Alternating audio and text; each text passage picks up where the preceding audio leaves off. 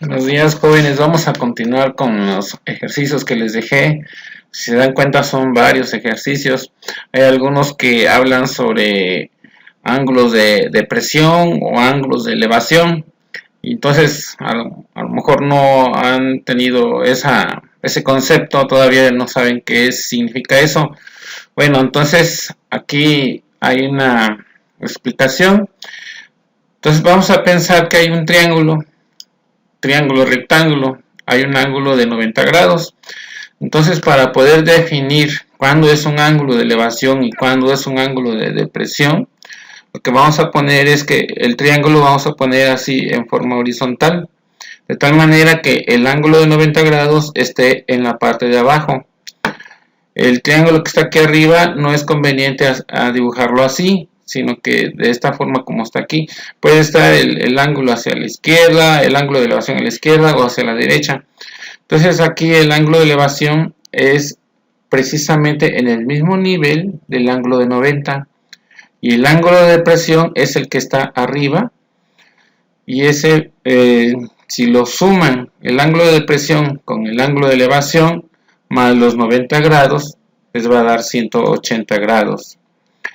Bueno, entonces aquí les puse un texto para que no se les olvide. Y entonces voy a poner el ejemplo del ejercicio número 12 que está en su libro en la página 201. Bueno, aquí marca que dice un árbol de oyamel de 50 metros de alto proyecta una sombra de 60 metros de largo. Encontrar el ángulo de elevación del sol en ese momento. Entonces, de acuerdo a la definición, vamos a dibujar un triángulo simulando que este va a ser el alto del árbol y este va a ser la sombra del árbol. Entonces el ángulo de elevación es este, el que está aquí. Entonces aquí la pregunta es encontrar el ángulo de elevación. Bueno, ¿qué datos tenemos? Tenemos el cateto opuesto, que es el alto del árbol, en este caso mide 50 metros. Y el cateto adyacente, que es el largo de la sombra, que en este caso son 60 metros. La función trigonométrica que involucra cateto opuesto y cateto adyacente, pues es tangente.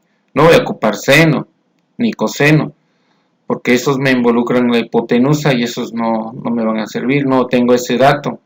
Los únicos datos que tengo es el opuesto y el adyacente, y el único que involucra esos dos parámetros es tangente. Tangente del ángulo de elevación va a ser el cateto opuesto, que es el alto del árbol, sobre el cateto adyacente, que es el largo de la sombra.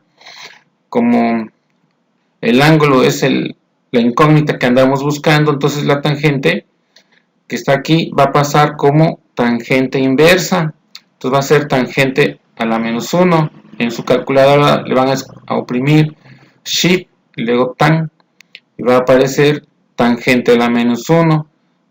Abren paréntesis y van a escribir 50 sobre 60. Cierran paréntesis y ya les va a dar igual a 39.8 grados.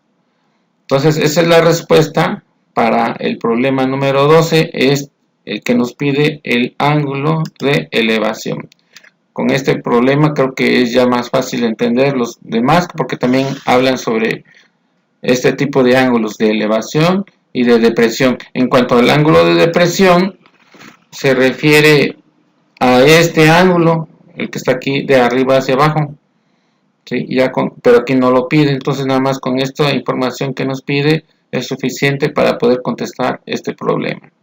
Bueno, esperemos que quede ya más claro con esta explicación.